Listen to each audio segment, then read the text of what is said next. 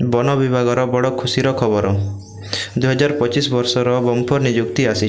हाँ बंधुगण, एटी बहुत बड़ आवेशर आसी। वन विभाग फॉरेस्ट डिपार्टमेंट द्वारा 2025 वर्षर नुआ नियुक्ति घोषणा करा जाइछि।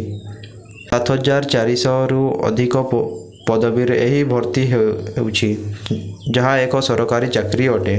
केवल 10म श्रेणी पास थिले आवेदन करिपारिबे। आपण बेरोजगार अछंती एवं गोटिए सरकारी चाकरी चाहुछंती, तेबे यथाशीघ्र एही वन विभाग नियुक्ति पई आवेदन करंतु। एही